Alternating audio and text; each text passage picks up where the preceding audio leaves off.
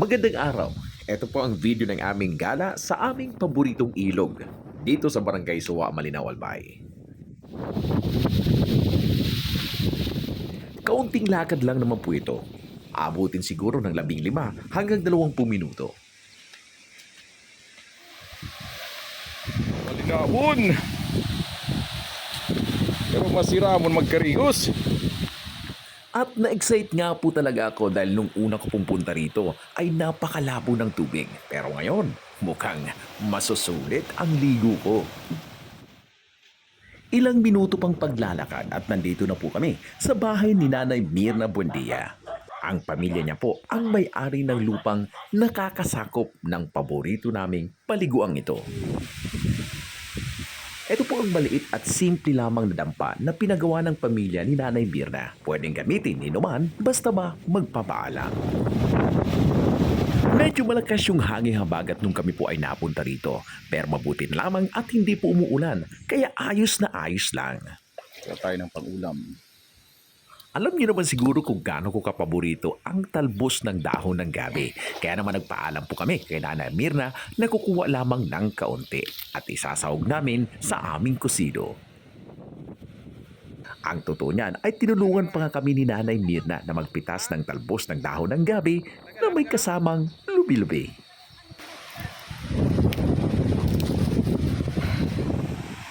Muya, may pa doon na yung pinilipit na nanatong.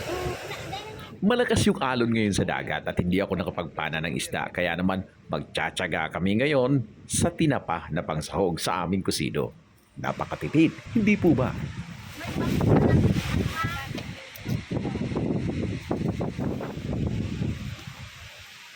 Nilaga lang naman po ito kaya napakadaling iluto. Akalain mo yun, libre na nga ang entrance fee. Libre pa ang gulayin. Maraming salamat po, Nanay Mirna.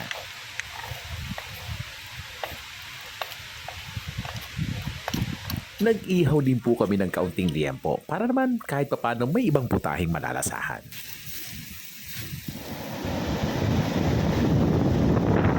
Pagkatapos naming makapagluto, ay kaagad na po kaming naganda ng aming hapagkainan upang makapag-boodle fight sa tabing ilog. Ayan, handa na po. Tara na at kumain. Aakalain nyo na napakalayo ng lugar na ito, no? Pero alam nyo ba na pagkatapos namin kumain ay merong dumating na nagtitinda ng ice drop. Kaya naman po kami po ay nakapagpinipig pa.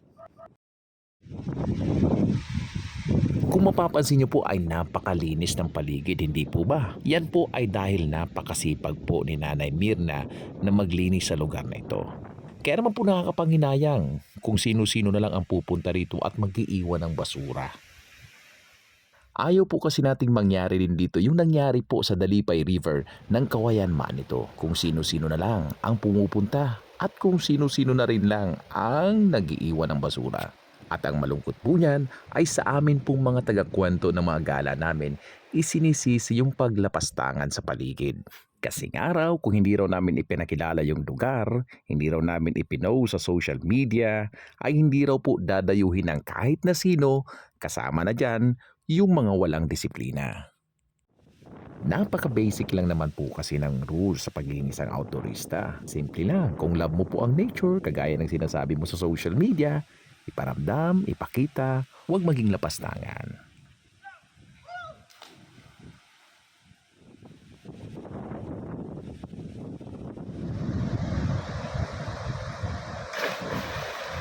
Galing. Siya nga po pala, itong bahagi ng video na aking pinapakita sa inyo, ito po yung aking unang punta.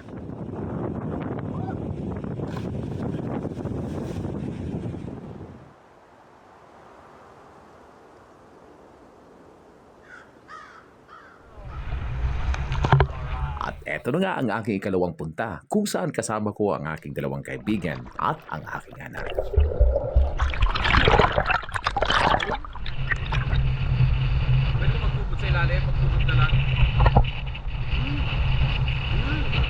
Malamig lamang po ito sa umpisa. Pero oras na nasimulan mo na pong lumangoy, ay halos ayaw mo na ring umahon.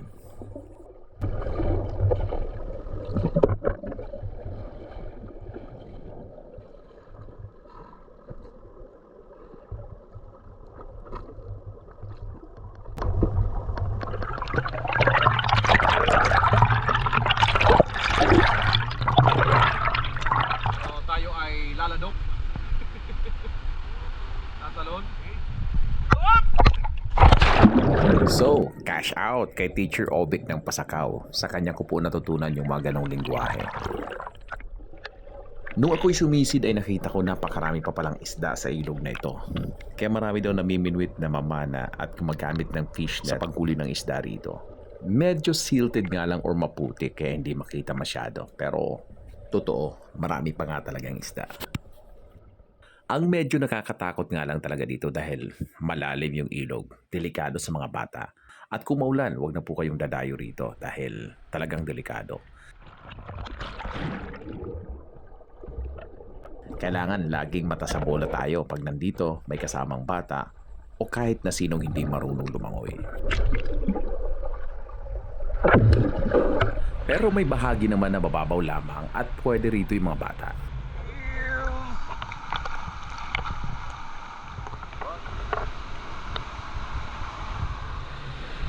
Panlason po guys. Shout out, Obic! This is your favorite place! Kaso hindi ka mag-i-enjoy dito dahil walang signal dito, walang wifi. Okay. Oh, anong piglaladok mo dyan?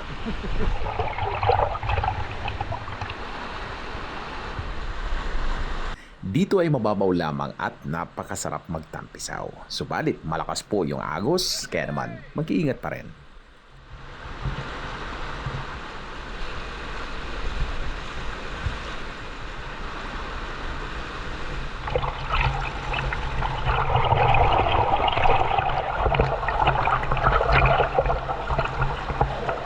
Sa ganitong klase ng ilog ay pakaingatan po talaga natin yung biglaang flash flood. Kaya naman kung maulan, ay wag na po talaga kayong tumuloy dito.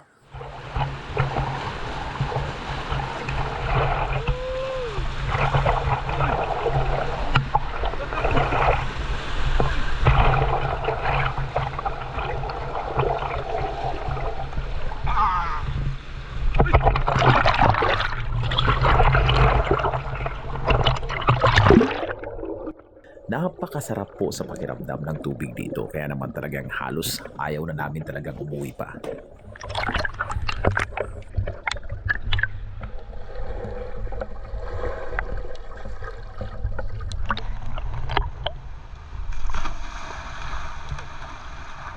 Sinulit talaga namin at ilang oras din kami nagbabad.